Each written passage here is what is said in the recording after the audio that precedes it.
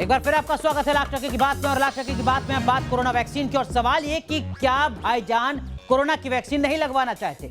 आखिर क्या कारण है कि देश के मुस्लिम समुदाय का एक हिस्सा कोरोना की वैक्सीन लेने से बच रहा है? इस तरीके के मामले लगातार पहले भी सामने आते रहे हैं और अब हमारे सहयोगी ने आगरा से ग्राउंड जीरो से जो रिपोर्ट भेजी है वो वैक्सीनेशन को लेकर बड़े सवाल खड़े कर रही है। ये रिपोर्ट देखिए।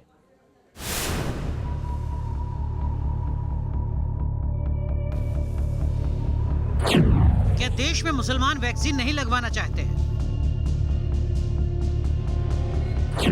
क्या मुसलमानों को कोरोना से कोई खतरा नहीं है? क्यों वैक्सीन लगवाने से दूर भाग रहे हैं मुसलमान? जो वैक्सीन कोरोना से जंग में रामबाण दवा साबित हो रही है, जिस टीके को लगवाने से आपकी जान बच सकती है, उसी कोरोना वैक्सीन से मुसलमानों की दूरी बनाने की वजह क्या है? यहाँ पर 100 का स्लॉट मिलता है रोज़। इसमें से करीब 3% लोग मुस्लिम आते हैं, बाकी के 70% हिंदू आते हैं। 100 में से 80% लगता है रोज़ का। ये शिक्षित नहीं है कोरोना से, मतलब वैक्सीन से। वो भयभीत हैं इनसे। क्या वो सोचते हैं कि इसे लगने के बाद हमारे बच्चे नहीं होंगे और हमें मतलब इससे परेशानी होगी आगे चल के। आगरा से वैक्सीनेशन के जो आंकड़े सामने आए हैं उसके मुताबिक शहर में 75% हिंदुओं ने वैक्सीन लगवाई है, लेकिन सिर्फ 25% मुसलमानों ने ही वैक्सीन डोज ली है। मुस्लिम लोग नहीं करवा रहे थे, बाकी लोग सब करवा रहे हैं। अच्छा, मुस्लिम लोग नहीं लगवा रहे थे? हाँ। क्या समस्या आ रही थी, क्या कह रहे थे वो लोग, क्यों नहीं लगवा रहे हैं? नहीं लगवा रहे, उनका मन, वो कह रहे मुझे कोविड की वैक्सीन नहीं लगवानी है। अच्छा, यहाँ पर क्या हालात है? कितने, अगर 50 लोगों की बात करें तो 50 में से कितने लोग मुस्लिम हैं? 2 या 3 लोग आ जाते हैं। इस आंकड़े की हकीकत को जानने के लिए न्यूज नेशन की टीम आगरा के नॉर्थ ईदगाह कॉलोनी में चल रहे वैक्सीनेशन कैंप में पहुंची। ये कैंप पहले मुस्लिम बहुल इलाके मटोला में लगाया गया था, लेकिन वहां वैक्सीन लगवाने के लिए लोग नहीं पहुंचे तो मजबूरी में कैंप को शिफ्ट करना पड़ा। लेकिन यहां भी बहुत कम संख्या में मुसलमान वैक्सीन लगवाने के लिए आ रहे हैं। मैं इस समय नॉर्थ ईदगाह कॉलोनी में एक धर्मशाला में हूं और यहाँ पर एक वैक्सीनेशन कैंप सरकार के द्वारा लगाया गया है। स्वास्थ्य विभाग ने इस कैंप को पहले मुस्लिम बाहुल क्षेत्र मंटोला में लगाया था और कोशिश की थी कि मुस्लिम समुदाय के लोग वहाँ पर जाकर ज़्यादा से ज़्यादा वैक्सीन लगवाएं, लेकिन वहाँ पर जब कोई नहीं पहुँचा तो मजबूरन स्वास्थ्य विभाग को ये कैंप बदलकर यहाँ नॉर्थ ईदगाह कॉलोनी में लगवाना पड़ा। और यहाँ पर आप तस्वीरें देख सकते हैं कि जितनी संख्या में आप इन लोगों को देख रही हैं, ये वो लोग हैं जो कि हिंदू हैं और मुस्लिम यहाँ ज़्यादा से ज़्यादा संख्या में अगर देखने की बात करें तो कोई भी नज़र नहीं आ रहा है। वैक्सीन को लेकर मुसलमानों के बीच तरह तरह की अफवाहों का बाजार भी गर्म है। ऐसे में स्वास्थ्य विभाग की टीम लगातार अभियान चलाकर वैक्सीन लगवाने की अपील कर रही है। हम लोग बताते हैं कि इस वैक्सीन में कोई बुराई नहीं है और कोई जिस तरह का भ्रांति उन्होंने पाल रखी है, इससे कुछ ये हो जाएगा वो हो जाएगा, कुछ अपने नुकसान फ़ायदे खुद उन लोगों ने सोच के रखे हुए हैं, ऐसा कुछ नहीं है। लेकिन हम अपील करेंगे कि ज़्यादा से ज़्यादा लोग वो भी आएँ, जान सबकी एक बराबर है, वो भी टीका कराएं और अपनी जान को सुरक्षित कराएं। सवाल है कि मुसलमान अगर वैक्सीन नहीं लगवाएंगे तो कोरोना के खिलाफ जंग में कामयाबी कैसे मिलेगी? क्योंकि हर शख्स को वैक्सीन लगेगी तभी तो कोरोना से हिंदुस्तान को आजादी मिल पाएगी। आगरा से विनीत दुबे के साथ टीम न्यूज नेशन। वैसे न सिर्फ आगरा बल्कि उत्तर प्रदेश की राजधानी लखनऊ में भी कोरोना की वैक्सीन लगवाने में मुसलमान रुचि नहीं दिखा रहे। हैरानी की बात यह कि मुस्लिम बाहुल इलाके में वैक्सीनेशन सेंटर पर बहुत कम मुसलमान वैक्सीन लगवाने पहुंच रहे हैं, तब जबकि मुस्लिम धर्मगुरु अपील कर रहे हैं वैक्सीन लगवाने की।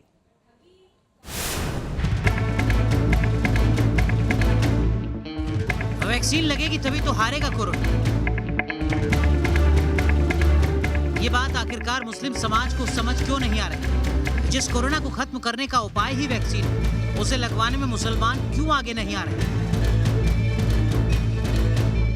असल में सबसे बड़ा जो मसला ये है कि जहाँ पर एजुकेशन का लेवल कम है और लोग कम पढ़े लिखे हैं, वहाँ पर ये दिक्कतें ज़्यादा देखने को आ रही हैं। है लगता कुछ डाउट होगा तभी तो आदमी नहीं दिख रहा है। उससे ज़्यादा तो औरतें लगवाने आ रही हैं। 30-35% है, इससे ऊपर ही है। उससे ऊपर ही है। प्रशासन मुस्लिम बहुल इलाके में वैक्सीनेशन कैंप लगा रहा है, लेकिन यहाँ भी मुस्लिमों के बजाय हिंदू ज्यादा पहुँच रहे हैं।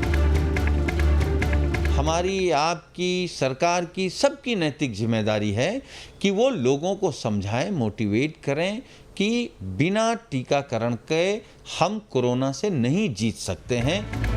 लखनऊ का ईदगाह और इमामबाड़ा इलाका मुस्लिम बाहुल्य है, बावजूद इसके यहाँ 100 में से सिर्फ 20% ही मुस्लिम टीका लगवा रहे हैं। वैक्सीनेशन प्रोग्राम में तेजी लाने के लिए सरकार ने वैक्सीनेशन कैंप्स को धार्मिक स्थलों में भी लगाया है। लखनऊ के ईदगाह में और इमामबाड़े में भी वैक्सीनेशन कैंप लगाए गए। सरकार का मकसद यही है कि ज़्यादा से ज़्यादा लोग बाहर निकलें और वैक्सीन लगवाने के लिए आगे आएँ। देखिए, ईदगाह और इमामबाड़े में वैक्सीन कैंप लगाने का मकसद यही था कि माइनॉरिटीज़ के जो लोग हैं वो बड़ी संख्या में बाहर निकलें और वैक्सीन लगवाएं। लेकिन एक अलग ही ट्रेंड देखने को मिल रहा है कि माइनॉरिटीज़ में अभी भी वैक्सीन को लेकर उनके अपने कुछ शंकाएं हैं और जितनी बड़ी संख्या में बाहर निकलना चाहिए था वो निकल नहीं रहे। तो फिलहाल ईदगाह में ये लाइन लगी हुई है और तमाम लोग वैक्सीन लगवाने के लिए आए। कुछ लोग लाइन में लगे हुए हैं, कुछ लोग अपनी बारी का इंतजार कुर्सी पर बैठकर कर रहे हैं। हैरानी की बात है कि लखनऊ के मौलाना और मुस्लिम धर्मगुरु वैक्सीन लगवा चुके हैं। लोगों से अपील कर रहे हैं, बावजूद इसके मुसलमान वैक्सीन सेंटर तक नहीं पहुंच रहे। तो लिहाजा और भी हम लोग कोशिशें कर रहे हैं, मस्जिदों से भी ऐलानात हो रहे हैं। पिछले जुमे में भी मस्जिदों से ऐलान हुआ है, उसके बाद भी लोगों के आने का सिलसिला बढ़ा है। सरकार लोगों को मुफ्त वैक्सीन लगा रही है, लोगों को वैक्सीन के बारे में जागरूक किया जा रहा है। मुस्लिम समाज में लगातार हम सभी धर्मगुरुओं से बात कर रहे हैं और इवन देन हम उनके ईदगाह में भी वैक्सीनेशन सेंटर खोले हैं और माननीय मुख्यमंत्री जी ने निर्देश दिए हैं कि सभी धर्म स्थलों को, सभी धर्मगुरुओं से बात की जाए, वैक्सीनेशन कराया जाए। कोरोना के खिलाफ जंग में वैक्सीन जरूरी है, लेकिन मुसलमानों की ऐसी क्या मजबूरी है, ये समझ से परे है। लखनऊ से अनिल यादव के साथ team news nation.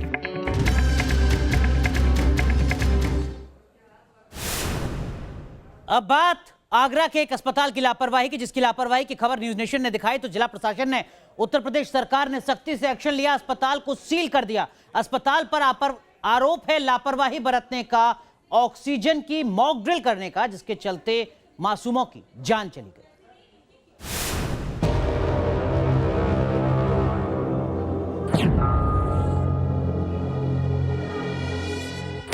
Mock drill मामले में बड़ी कार्रवाई, सील होगा आगरा का पारस अस्पताल। आगरा के डीएम ने जांच के बाद ये बड़ी कार्रवाई का फैसला किया है। यही वो वायरल वीडियो है जिससे विवादों का बवंडर खड़ा हुआ है।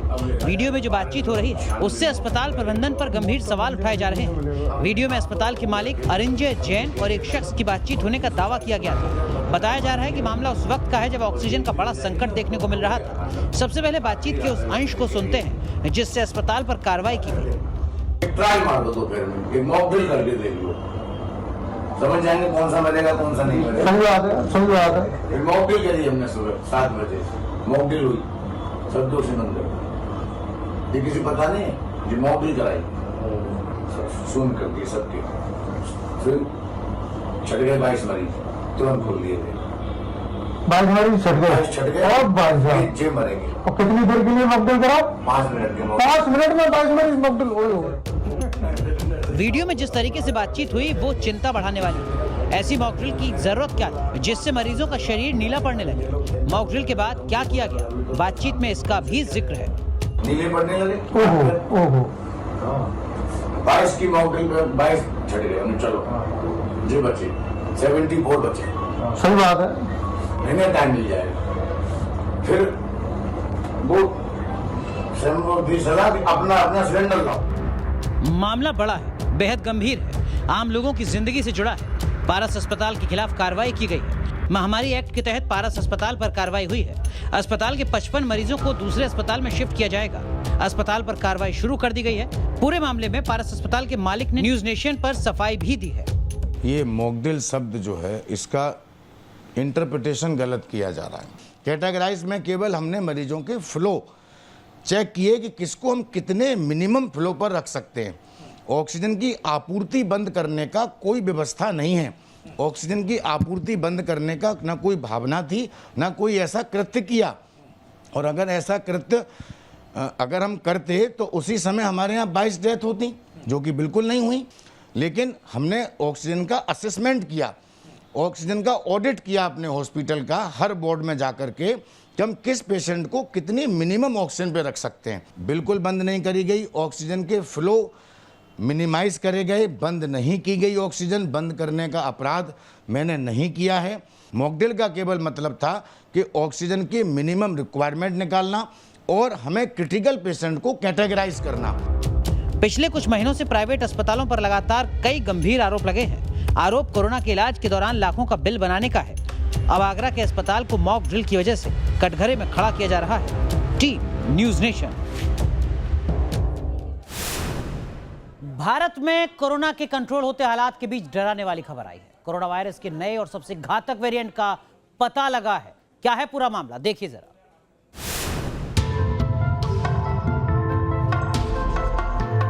कोरोना के नए रूप से सावधान।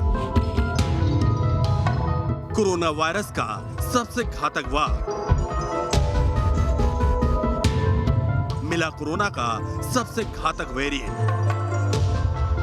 नेशनल इंस्टीट्यूट ऑफ वायरोलॉजी के शोध में मिला नया स्ट्रेन B.1.1.28.2 कोरोना वायरस का सबसे घातक और नया स्ट्रेन। पुणे की नेशनल इंस्टीट्यूट ऑफ वायरोलॉजी यानी NIV ने कोरोना वायरस की जीनोम सीक्वेंसिंग में नए वेरिएंट का पता लगाया है। बताया जा रहा है कि ये वेरिएंट ब्रिटेन और ब्राजील से भारत आए लोगों में पाया गया है। नया स्ट्रेन डेल्टा वेरिएंट की तरह ही गंभीर है। वेरिएंट की स्टडी में पता चला है कि इससे संक्रमित मरीज में कुछ गंभीर लक्षण दिख सकते हैं। मरीज का वजन कम हो सकता है, श्वसन तंत्र में वायरस तेजी से फैल सकता है, फेफड़े डैमेज कर सकता है।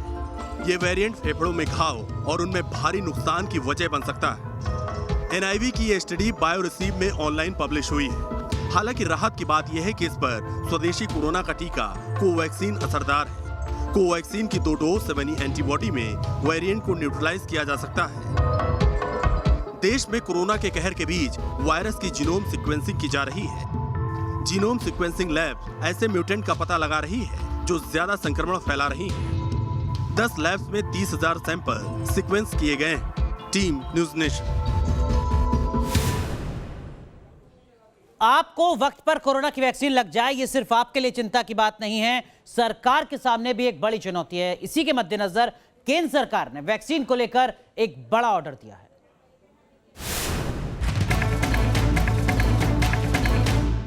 कोरोना वैक्सीन को लेकर सरकार एक्शन में है। राज्यों को मुफ्त वैक्सीन देने के ऐलान के अगले ही दिन केंद्र सरकार ने वैक्सीन का एक बड़ा ऑर्डर दिया है।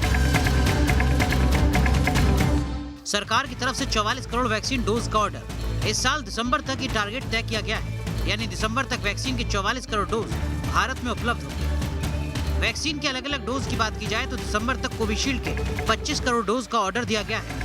वहीं कोवैक्सीन के 19 करोड़ डोज का ऑर्डर दिया गया है।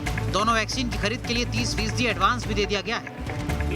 प्रधानमंत्री नरेंद्र मोदी ने सोमवार को राष्ट्र के नाम संदेश में ऐलान किया था कि 21 जून से 18 साल से ज्यादा उम्र वालों को भी फ्री में वैक्सीन का फायदा मिलेगा।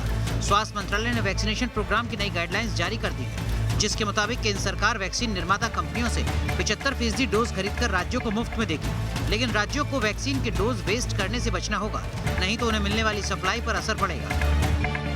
As you are aware, the government of India will procure 75% of the vaccines being manufactured in India. जो भारत की धरती पर वैक्सीन बन रहे हैं उनका 75% जो है वो सेंट्रल गवर्नमेंट विल प्रोक्योर, और ये सारा स्टेट्स को फ्री दिया जाएगा। केंद्र की तरफ से राज्यों को वैक्सीन के जितने डोज मिलेंगे उनमें राज्यों को प्राथमिकता तय करनी होगी। किसे कैसे वैक्सीन दी जाएगी ये राज्य सरकारें तय करेंगी। Team news nation. वैसे वैक्सीन, खासकर कोवैक्सीन को लेकर लगातार सवाल भी खड़े होते रहे और इन्हीं सवालों का जवाब नीति आयोग के सदस्य VK पॉल ने न्यूज नेशन पर आज दिया है। दरअसल अब तक लगातार ये सवाल उठ रहे थे कि सरकार न कोवैक्सीन के तीसरे चरण का ट्रायल का डेटा जारी कर रही है, जिसके चलते असमंजस का आलम बना हुआ है, और न ही इस मुद्दे पर कोई सफाई आ रही है। VK पॉल ने साफ कर दिया है कि सरकार ये डेटा 20 जून को जारी करने जा रही है। खत्म होने वाला है कोवैक्सीन का असमंजस। जल्द मिटेंगी कोवैक्सीन से जुड़ी सारी शंकाएं। जारी होगा कोवैक्सीन के तीसरे चरण के ट्रायल का डेटा। जी हां, बहुत जल्द ही ये असमंजस खत्म होने वाला है कि कोवैक्सीन कितनी असरदार है। कोवैक्सीन को लेकर दुनिया की शंकाएं भी खत्म होने वाली हैं। दरअसल नीति आयोग के सदस्य डॉक्टर VK पॉल ने न्यूज नेशन को ये एक्सक्लूसिव जानकारी दी। सरकार 20 जून को कोवैक्सीन का डेटा जारी करने जा रही है। थर्ड फेज का कोवैक्सीन का डाटा रिलीज नहीं हुआ है, वो कब तक आने की? उन्होंने कहा कि पब्लिकेशन तैयार कर रहे हैं, 20 तारीख तक वो पब्लिकेशन जो है वो भेज देंगे, पब्लिश होने का। Thank you. उन्होंने कल मेरे को पर्सनल लेवल पे कंफर्म किया है that the publication is now ready, data is ready, they will send it for the scientific publication in the next 20 तारीख तक वो पब्लिश हो जाएगा। उन्होंने मुझे ये बताया। इसी बीच कोवैक्सीन देश में 1 करोड़ से ज्यादा लोगों को लग चुकी है। इस वैक्सीन के तीसरे चरण का डाटा जारी न होने से अब तक इसे लगवाने वाले यात्रियों को न तो कई देशों ने अपने देश में दाखिल होने की इजाजत दी है और न ही इस वैक्सीन को लगवाने वाले विदेश में पढ़ने वाले छात्र जा पा रहे थे।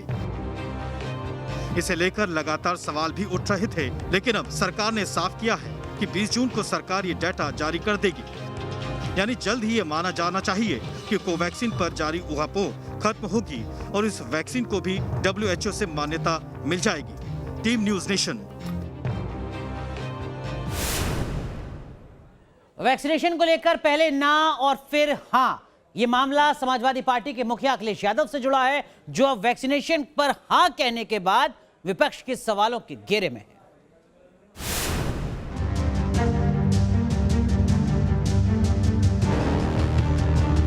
देखिए, मैं तो नहीं लगवाऊंगा अभी वैक्सीन, मैंने अपनी बात कह दी, और वो भी बीजेपी लगाएगी उसका भरोसा करूंगा मैं?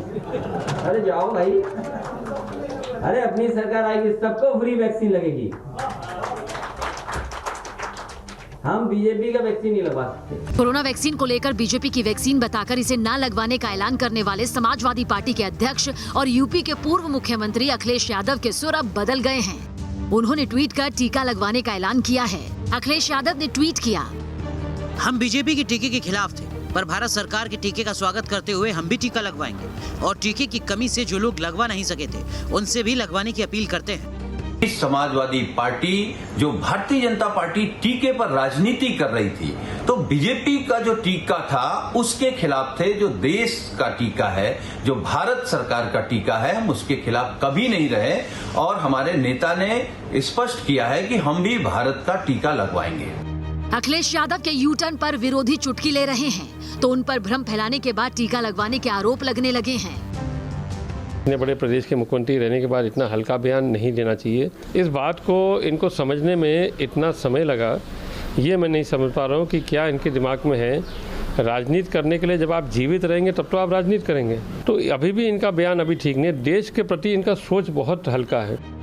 दरअसल अखिलेश यादव ने टीका लगवाने का ऐलान तब किया है जब समाजवादी पार्टी के संरक्षक और उनके पिता मुलायम सिंह यादव की एक तस्वीर सामने आई, जिसमें वो गुरुग्राम के नामी अस्पताल में कोरोना का टीका लगवा रहे हैं।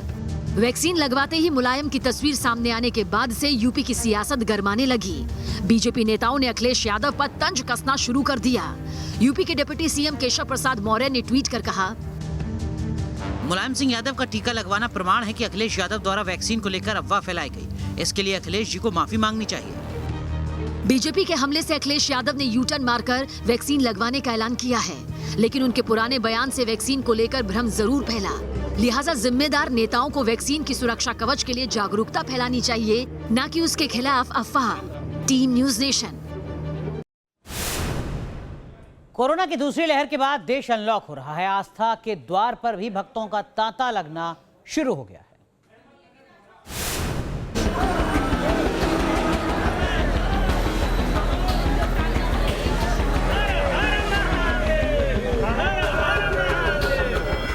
फिर लौटी मंदिरों में रौनक। आस्था के द्वार पर भक्तों का तांता।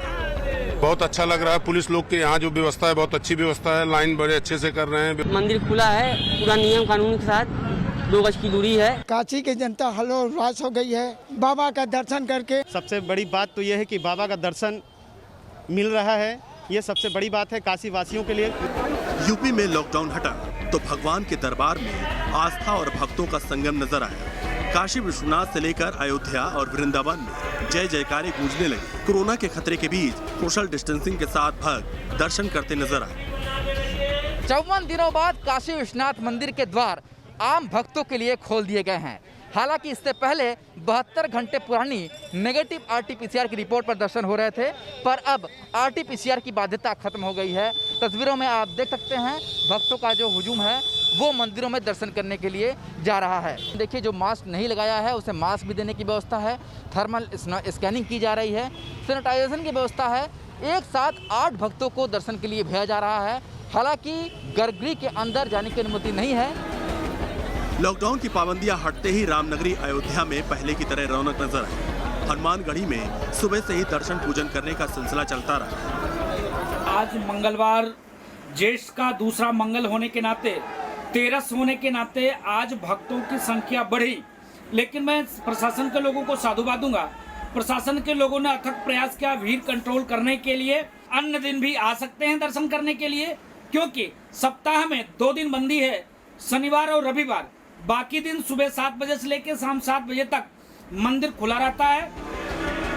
वृंदावन के बांके बिहारी मंदिर में भी श्रद्धालुओं की भीड़ नजर आई। बड़ी संख्या में भक्त भगवान के दरबार में मत्था टेकने के लिए पहुंचे।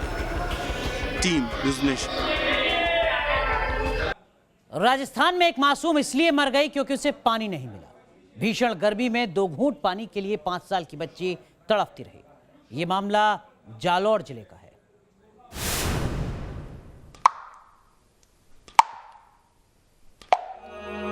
दो बूंद जिंदगी की, वक्त रहते अगर पानी की ये 2 बूंद 5 साल की मासूम को मिल जाती तो आज वो बच्ची इस दुनिया में जिंदा होती।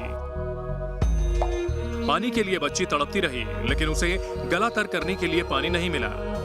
आखिरकार बच्ची ने दम तोड़ दिया।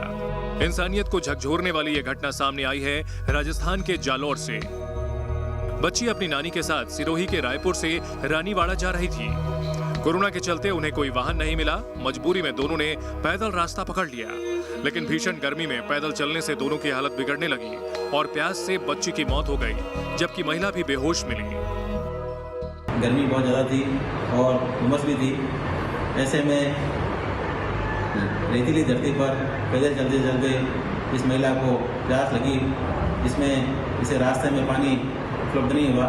पैदल चलने से, कमजोरी और थकान से, डिहाइड्रेशन होने से इसके साथ चल रही इसकी 5 वर्षीय रोहिती का देहांत हो गया। ये महिला भी अस्वस्थ होकर बेहोश हुई, जिसकी सूचना मिलने पर बाद में अधिकारी द्वारा इसको अस्पताल पहुंचाया गया। जालौर में प्यास से बच्ची की मौत पर केंद्रीय मंत्री प्रकाश जावड़ेकर ने राजस्थान की अशोक गहलोत सरकार को घेरा है। जावड़ेकर ने कहा, राजस्थान में प्यास से बच्ची की मौत दुखद और शर्मनाक है। अब राजस्थान सरकार सोनिया और राहुल चुप क्यों हैं? राजस्थान सरकार विकास के बड़े बड़े दावे करती है, लेकिन एक बच्ची अगर प्यास से मर जाती है तो सवाल उठना लाजमी है।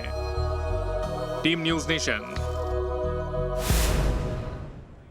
चलिए लाख टके की बात में आज के लिए बस इतना ही, लेकिन आगे कट टू कट में देखिए वायरस का सच बताएंगे सत्याग्रही। वायरस का सच बताएंगे सत्याग्रही। गुनाह छिप नहीं पाएगा, ड्रैगन जरूर पकड़ा जाएगा। कोविड-19 में फंसा जंगल का राजा, मुसलमानों की नसबंदी का खौफनाक सच। देखिए खबर कट टू कट स्पेशल रात 7:58 पर।